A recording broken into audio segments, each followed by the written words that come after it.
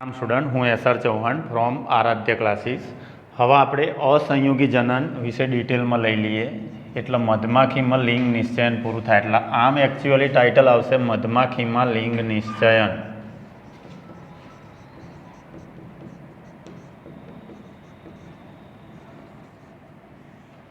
મધમાખી એપિસ ઇન્ડિકા.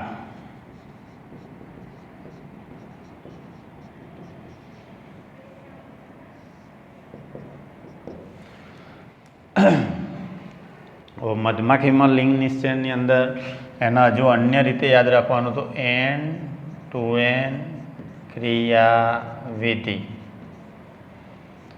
એકકીય દ્વિકીય ક્રિયાવિધિ. મધમાખીમાં હંમેશા યાદ રાખવાનું નર હોય એ એકકીય હોય એમ, અને માદા દ્વિકીય હોય. નરમાં એન રંગસૂત્ર, એનની સંખ્યામાં રંગસૂત્ર હોય, માદામાં 2n સંખ્યામાં રંગસૂત્ર હોય.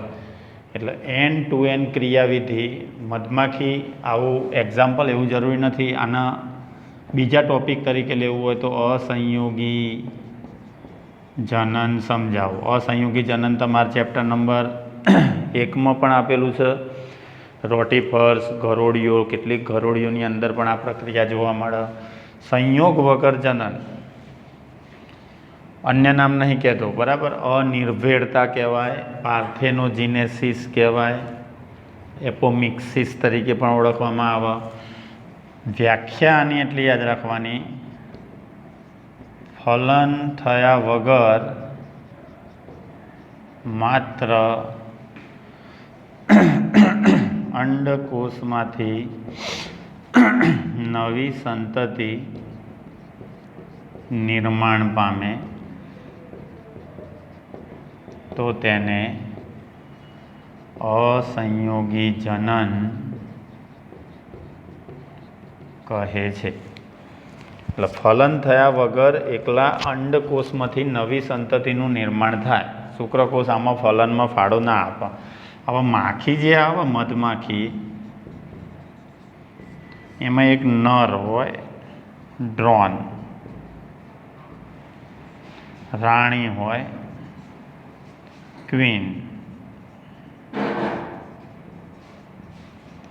અને કામદાર હોય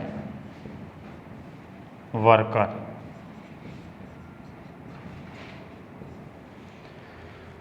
એટલે નર, ડ્રોન, રાણી અને કામદાર, આ 3 જાતિઓ મધમાખીની વસાહતમાં હોય. કામદાર એટલે વર્કર, રાણી, નર, આ જે હોય એ વેંધ્ય હોય એમ, એટલે એ પ્રજનન ના કરી શકે એમ. અને આ બંને ફળદ્રુપ હોય એમ, પ્રજનન કરી નવી સંતતિ પેદા કરવાની ક્ષમતા દર્શાવે એમ. તો રાણી અને કામદાર આ બંને તમારે માદા યાદ રાખવાની. અને ફળદ્રુપ જે નર છે, પ્રજનન કરી સંતતિ પેદા કરવાની ક્ષમતા દર્શાવે, એને ડ્રોન કહેવાય, નર. તો મધમાખીની વસાહતમાં હંમેશા 3 જાતિઓ તમારે યાદ રાખવાની. નર, જેને ડ્રોન કહેવાય, દ્વિકીય રાણી, આ બંને માદા તરીકે વર્તે, એનો મતલબ આ શું થયો કહેવાય એન, અને આ બંને માદા તરીકે વર્તે છે એનો મતલબ એ દ્વિકીય હોય. કારણ કે પહેલાં જ મેં કહી દીધું માદા હોય એ દ્વિકીય હોય એમ. એટલે રાણી થઈ એ દ્વિકીય થઈ, કામદાર વર્કર વેંધ્ય છે એ પણ દ્વિકીય થયું. આ બંને માદા તરીકે વર્તે. તો બંનેની પ્લોયડી યાદ રાખવાની 2n. હવે નરની અંદર યાદ રાખવાનું એકકીય સંખ્યામાં રંગસૂત્રો હોય, 16 રંગસૂત્ર નરમાં, અને માદાની અંદર દ્વિકીય સંખ્યામાં રંગસૂત્ર હોય એટલે 32 રંગસૂત્ર માદામાં હોય, ડબલ નર કરતા. આ મધમાખીની વાત છે. ડ્રોસોફિલામાં કેટલા રંગસૂત્રો કીધા મેં તમને? 4 જોડ, એટલે 8. 3 જોડ દૈહિક રંગસૂત્ર અને 1 જોડ લિંગી રંગસૂત્ર. ગરમાખીના કેટલા? તો પહેલા ચેપ્ટરમાં તમારે શોધી નાખવાના. ચેપ્ટર નંબર 1 બાર સાયન્સ. એટલે હવે પછી તમારે ક્લિયર થઈ ગયું. ઘરમાખી, મધમાખી, ફળમાખીમાં રંગસૂત્રની સંખ્યા જણાવો. ઘરમાખી મસ્કા ડોમેસ્ટિકાના તમારે જાતે શોધવાના, ચેપ્ટર નંબર 1માં ટેબલ આપેલું છે. ફળમાખી ડ્રોસોફિલા મેલેનોગેસ્ટર, તો એની અંદર તમારે 4 જોડ, 3 જોડ દૈહિક રંગસૂત્ર અને 1 જોડ લિંગી રંગસૂત્ર. મધમાખીમાં રંગસૂત્રની સંખ્યા જણાવો, તો ડિફરન્સ નર મધમાખી હોય તેમાં 16 રંગસૂત્ર હોય, માદા મધમાખી હોય તેમાં 32 રંગસૂત્ર હોય. હવે હું અહીંયા આગળ લિંગ નિશ્ચયનો આખો ચાર્ટ, ફલન, આમ લિંગ અસંયોગી જનન જે લખ્યું એ એક પ્રકારનું અલિંગી પ્રજનન છે.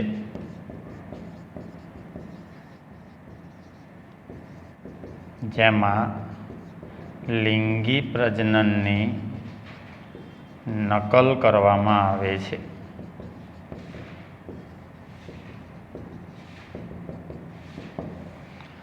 અલિંગી પ્રજનનનો પ્રકાર કહેવાય અસંયોગી જનન, જેમાં લિંગી પ્રજનનની નકલ કરવામાં આવે છે. હવે આપણે ચાર્ટ લઈએ અહીંયા આગળ કે સપોઝ 16 રંગસૂત્ર ધરાવતો નર અને 32 રંગસૂત્ર ધરાવતી માદા, બે વચ્ચે ફલન થાય છે. આને કહીશું આપણે ડ્રોન, ફળદ્રુપ નર અને આ રાણી ક્વીન, જે ફળદ્રુપ માદા છે, પ્રજનન કરે, સંતતિઓ પેદા થાય. હવે નર જે છે એ યાદ રાખવાનું, કઈ પ્રક્રિયા દ્વારા શુક્રકોષ ઉત્પન્ન કરશે, તો સમવિભાજનની પ્રક્રિયા દ્વારા શુક્રકોષ ઉત્પન્ન કરો. તો એના પ્રત્યેક શુક્રકોષમાં રંગસૂત્ર સંખ્યા થશે 16. સમવિભાજનની વ્યાખ્યા જ આમે એ થાય, સમવિભાજનની અંદર ઉત્પન્ન થતા કોષોની સંખ્યા 2, અર્ધીકરણમાં ઉત્પન્ન થતા કોષોની સંખ્યા 4 આવે, મિટોસિસ અને મિયોસિસ. એટલે સમવિભાજનની પ્રક્રિયામાં ઉત્પન્ન થતા બાળકોષોની સંખ્યા 2, બંને બાળકોષોમાં રંગસૂત્ર સંખ્યા મૂળ સજીવમાં જેટલા રંગસૂત્ર હોય એટલા ને એટલા જ હોય. એટલે 16 રંગસૂત્ર ધરાવતો સજીવ સમવિભાજનની પ્રક્રિયા દ્વારા, તો આ એના જનનકોષ થયા, શુક્રકોષો. એમ ખ્યાલ આવ્યો? હવે માદા છે એ અર્ધીકરણની પ્રક્રિયા દ્વારા અંડકોષ ઉત્પન્ન કરે, અર્ધીકરણ. હવે માદાના અર્ધીકરણની પ્રક્રિયા દ્વારા જે બી અર્ધીકરણ દ્વારા થશે, તો અર્ધીકરણ દ્વારા જે બી ઉત્પન્ન થાય એનો મતલબ જે અંડકોષો ઉત્પન્ન થશે એમાં રંગસૂત્રો અડધા થઈ જશે, મિયોસિસ કહેવાય. તો આ માદાના અંડકોષો થયા. હવે ફલનમાં ફાળો આપો, દાખલા તરીકે આ શુક્રકોષ, આ અંડકોષ ફલિત થયો, આ શુક્રકોષ, આ અંડકોષ ફલિત થયો, તો આ કયું પ્રજનન થયું કહેવાય? શુક્રકોષના અંડકોષ બંને ફાળો આપે છે ફલનની અંદર, એનો મતલબ એના લિંગી પ્રજનન તરીકે ઓળખવામાં આવે. 16 રંગસૂત્ર ધરાવતો શુક્રકોષ 16 રંગસૂત્ર ધરાવતા અંડકોષનું ફલન કરે. આ બંને, આ બી શુક્રકોષ, આ બી શુક્રકોષ, આ અંડકોષ, આ પણ અંડકોષ. તો ફલન અહીંયા તમે લઈએ કે 16 રંગસૂત્ર ધરાવતા શુક્રકોષનું ફલન 16 રંગસૂત્ર ધરાવતા અંડકોષ સાથે થયું, તો 32 રંગસૂત્ર ધરાવતી સંતતિ પેદા થઈ. ખ્યાલ આવ્યો? 16 રંગસૂત્ર ધરાવતો શુક્રકોષ, અંડકોષ, 32 રંગસૂત્ર ધરાવતી સંતતિ પેદા થાય, હંમેશા શું હોય? માદા હોય. તો આ બનશે માદા, આ પણ બનશે માદા. પણ ટોપિક આપણે ચાલે છે અસંયોગી જનન. એટલે એકલા અંડકોષ, વ્યાખ્યા લખી મેં, ફલન થયા વગર અંડકોષમાંથી નવી સંતતિ, એટલે ફલન થયા વગર આ એકલા અંડકોષમાંથી જો નવી સંતતિ બનશે તો આ સંતતિમાં કેટલા? તો આના એકલા અંડકોષ ફલન થયા વગર દેખાય છે, આની સાથે શુક્રકોષ નહીં જોડાતો એમ. એટલે માત્ર અંડકોષની અંદરથી જ નવી સંતતિનું નિર્માણ થયું એમ. તો આને શું નામ આપી દઈશું આપણે? એપોમિક્સિસ અથવા પાર્થેનોજિનેસિસ અથવા અસંયોગી જનન અથવા અનિર્ભેળતા અથવા એન્ડ ટુ એન્ડ ક્રિયાવિધિ અથવા એકીય દ્વિકીય ક્રિયાવિધિ. તો અસંયોગી જનનથી જે બી સંતતિ એકલા અંડકોષમાંથી પેદા થઈ શુક્રકોષ દ્વારા ફલિત થયા વગર, તો એ જે સંતતિ બની એ સંતતિ શું બનશે? કન્ફર્મ નર. કારણ કે નરમાં 16 રંગસૂત્ર હોય એ આપણે કહી દીધું. હા, લિંગી, આ એનો મતલબ આ કયું પ્રજનન થયું?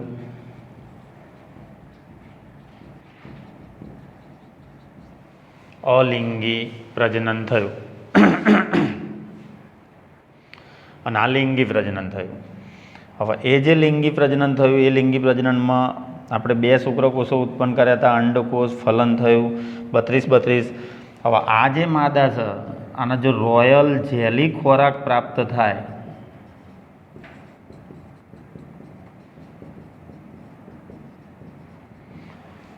તો એ રાણી બને, ક્વીન કહેવાય, ફળદ્રુપ રાણી, દ્વિકીય. આ દ્વિકીય ફળદ્રુપ ક્વીન જે પ્રજનન ક્ષમતા જાળવી રાખે. અને રોયલ જેલી જેવો ખોરાક ના મળે. રોયલ જેલી એટલે એકદમ સારો ખોરાક જો પ્રાપ્ત થાય આ ફલિતાણના તો એ માદા રાણી તરીકે વિકસિત થાય. અને બીજી જે માદા બની છે એ માદા જો રોયલ જેલી જેવો ખોરાક પ્રાપ્ત ના થાય, સામાન્ય ખોરાક પ્રાપ્ત થાય,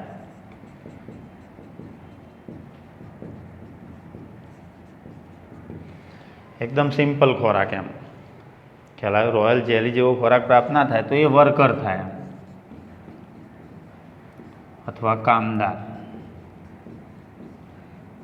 મજૂર. મધ બનાવો, ફૂલોનો રસ ચૂસી આવો, મધ હની બનાવવાનું કામ આ વર્કર દ્વારા થાય. તો વર્કર પણ દ્વિકીય જ છે, પણ શું બોલાય? દ્વિકીય વેંધ્ય માદા માખી. તો ચાર્ટ દ્વારા આપણે રજૂ કર્યું. આમાં લિંગી પ્રજનન પણ આવી ગયું અને અલિંગી પ્રજનન પણ આવી ગયું. એમ સામાન્ય રીતે લિંગી પ્રજનન થતું હોય પણ જો એકલા અંડકોષમાંથી ફલન થયા વગર નવી સંતતિનું નિર્માણ થાય તો એને અસંયોગી જનન અથવા અલિંગી પ્રજનન અથવા પાર્થેનોજીનેસિસ અથવા અનિર્ભેળતા અથવા એન્ડ ટુ એન્ડ ક્રિયાવિધિ તરીકે ઓળખવામાં આવે. અને મધમાખીમાં રંગસૂત્રની સંખ્યા કે તો તમારે અલગ અલગ સ્પષ્ટતા કરવાની. નરમાં 16 રંગસૂત્ર હોય, માદામાં 32 રંગસૂત્ર હોય.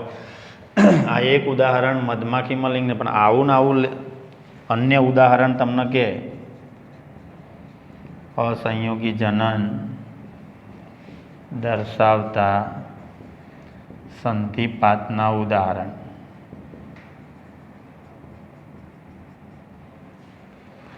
તો એક્ઝામ્પલમાં મધમાખી,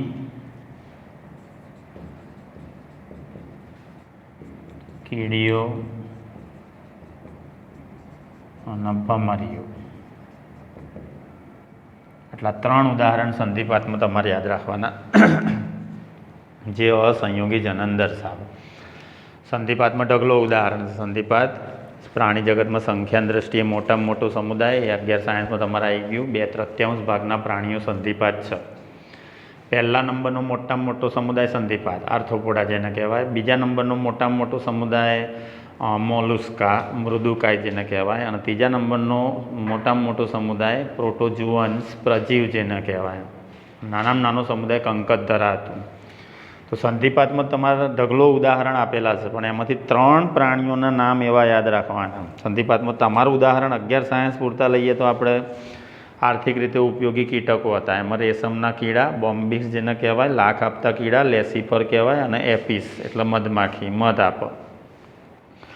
વેક્ટર્સ તરીકે હતા, વાહક તરીકે હતા, ક્યુલેક્સ ફેટીજન મચ્છર જેનાથી હાથી પગો થાય, એલિફાન્ટિયાસિસ, એડિસ મચ્છર, ડેન્ગ્યુ અને ચિકનગુનિયા થાય, એનાફિલિસ મચ્છર, મલેરિયા થાય, માદા એનાફિલિસ મચ્છર. તો એ 3 હતા. પછી ટોળામાં રહેનાર, એમ જૂથમાં રહેનાર, એમ ટૂંકમાં હાનિકારક કીટકો, પાકનો સર્વનાશ કરે તો એમાં તીડ ઉદાહરણ છે. અને જીવંત અશ્મિમાં ઉદાહરણ કિંગ ક્રેપ છે. એ બધામાં તમારા જેટલા બી સંધિપાતમાં ઉદાહરણ આવે એમાં 3 ઉદાહરણ ખાલી એવા યાદ રાખવાના. મધમાખી, કીડીઓ અને ભમરીઓ, આ 3ની અંદર સંધિપાત સમુદાયના 3 પ્રાણીઓની અંદર અસંયોગી જનન જોવા મળે. એટલે એકલા અંડકોષમાંથી ફલન થયા વગર નવી સંતતિનું નિર્માણ થાય. એટલે એના અસંયોગી જનન તરીકે.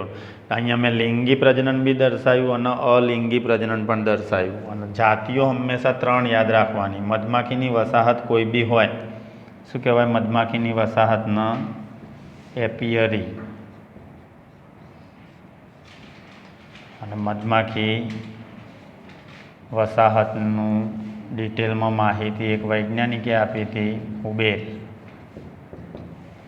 હુબેર સાયન્ટિસ્ટનું નામ છે. તો મધમાખીની આખી વસાહતને એપિયરી તરીકે ઓળખવામાં આવે. મધમાખીની અંદર 3 જાતિઓ તમારે યાદ રાખવાની હંમેશા એમ. એક તો નર, બીજા નંબરમાં રાણી અને ત્રીજા નંબરમાં કામદાર. નર એન હોય, એકકીય હોય એટલે એમાં રંગસૂત્ર સંખ્યા તમારે યાદ રાખવાની 16. રાણી અને કામદાર આ 2 દ્વિકીય યાદ રાખવાની. ક્વીન તરીકે ઓળખાય, વર્કર તરીકે ઓળખાય. એમાં રંગસૂત્ર સંખ્યા 2n યાદ રાખવાની. 2n એટલે 32 રંગસૂત્ર યાદ રાખવાના. પણ 2n જે દ્વિકીય માદા છે એમાં દ્વિકીય વર્કર અહીંયા યાદ રાખજો. વર્કર જે બને છે એ માદા જ છે, પણ એ વેંધ્ય છે એમ, એ પ્રજનન નથી કરી શકતી એમ. આ રાણી બની એ ફળદ્રુપ છે એમ ટૂંકમાં, એ પણ માદા જ છે એમ ટૂંકમાં. એટલે ફલિતાંડ લિંગી પ્રજનન પછી જે ફલિતાંડ બન્યો એ ફલિતાંડ વર્કર બનશે કે માદા રાણી બનશે એનો આધાર એ ફલિતાંડનો કયો ખોરાક પ્રાપ્ત થાય. ખ્યાલ આવ્યો? કયો ખોરાક પ્રાપ્ત થયો કહેવાય? તો આ જે નર ડ્રોન બન્યો એમ ટૂંકમાં, આના પપ્પા નથી એમ ટૂંકમાં, ખબર પડે છે? આને ખાલી મમ્મી જ છે. અને આ જે રાણી બની એમ ટૂંકમાં, માદા વર્કર બન્યું, એના મમ્મી બી છે અને પપ્પા બી છે એમ પણ કહેવાય. કારણ કે માદા તરફથી અંડકોષ બી આવે છે, નર તરફથી શુક્રકોષ બી આવે છે. અહીંયા માદા તરફથી માત્ર અંડકોષ જ આવે છે. મતલબ નર જે બન્યો એ નરના પપ્પા નથી, માત્ર મમ્મી છે. અને આ જે માદા બની એ માદાના મમ્મી બી કહેવાય અને પપ્પા બી કહેવાય. એટલે દાદા છે, પૌત્ર છે, પૌત્ર નથી, દાદા નથી, આવો આપણા ગુજરાત બોર્ડની ચોપડીમાં ઉલ્લેખ કરેલો છે એમ. એટલે એકલી રાણી સંતાનને જન્મ આપી શકે એમ, પણ એનું સંતાન કન્ફર્મ નર થાય. એ નરના પપ્પા નથી, માત્ર મમ્મી જ કહેવાય એમ ટૂંકમાં, કારણ કે એકલો અંડકોષમાંથી જ બને છે એમ. આ જે માદાઓ બની બંને, પછી એ વર્કર એટલે કે મજૂર અને રાણી એટલે કે ફળદ્રુપ, એના મમ્મી બી કહેવાય અને પપ્પા બી કહેવાય. પપ્પા આ રહ્યા એમ ટૂંકમાં અને મમ્મી આ રહી કહેવાય એમ. કારણ કે એનો અંડકોષ બી ફલનમાં ફાળો આપે છે અને શુક્રકોષ બી ફલનમાં ફાળો આપે છે, તો જ નવી સંતતિનું નિર્માણ થાય. તો અસંયોગી જનન આખું ડિટેલમાં તમારે અહીંયા પૂરું થઈ ગયું ચાર્ટ સાથે. અન્ય નામો મેં તમને કહી દીધા. N to N ક્રિયાવિધિ અને પેલા 3 વર્ડ જે મેં તફાવતમાં તમને યાદ રાખવાના કીધા, પાર્થેનોજીનેસિસ, પાર્થેનોકાર્પિક અને મેટાજીનેસિસ. મેટાજીનેસિસ એટલે એકાંતર જનન કહી દીધું, પાર્થેનોજીનેસિસ એટલે અસંયોગી જનન અને પાર્થેનોકાર્પિક એટલે અફલિત ફળ.